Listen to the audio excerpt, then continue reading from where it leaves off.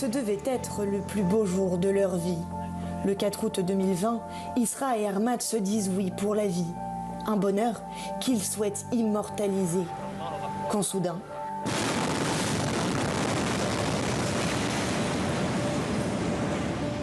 Un an plus tard, Isra et Ahmad ont souhaité retourner sur le lieu où tout a basculé. En ce jour anniversaire, l'émotion est au rendez-vous. C'est un jour que j'attendais depuis très très longtemps.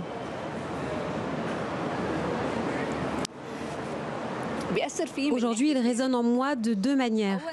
D'un côté, je suis très heureuse car c'était le jour de mon mariage. Je devrais être heureuse, mais ça a aussi été un désastre pour le peuple libanais. Ce même 4 août 2020, Emmanuelle est admise à l'hôpital, prête à accueillir son premier enfant. Mais là encore, l'explosion du port de Beyrouth vient tout chambouler. Le petit Georges sortira finalement indemne de cette épreuve, un soulagement pour ses parents et l'équipe médicale. Aujourd'hui âgé d'1 an, le petit garçon a bien grandi. Il ne le sait peut-être pas encore, mais il est un véritable miracle de la vie. Georges a été un symbole pour les gens, le symbole de la vie. Il leur a donné de la force après l'explosion. Nous avons rencontré beaucoup de victimes après cet événement. Et quand elles entendaient Georges parler, elles étaient heureuses. Elles oubliaient leurs histoires. Georges a donné beaucoup d'espoir aux Libanais. Pour d'autres, les plaies sont plus difficiles à panser.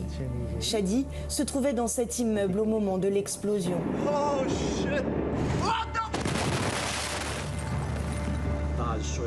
Un an plus tard, ses cicatrices sont toujours visibles. Ses espoirs se sont envolés. Je suis toujours sur la voie de la guérison. Beaucoup de mes cicatrices n'ont pas guéri. Il reste encore beaucoup de verre dans mes plaies. Je finirai peut-être par guérir physiquement, mais psychologiquement, je ne sais pas si je guérirai un jour. Des destins bouleversés à jamais, c'est tout ce qu'il reste aujourd'hui de l'explosion du port de Beyrouth.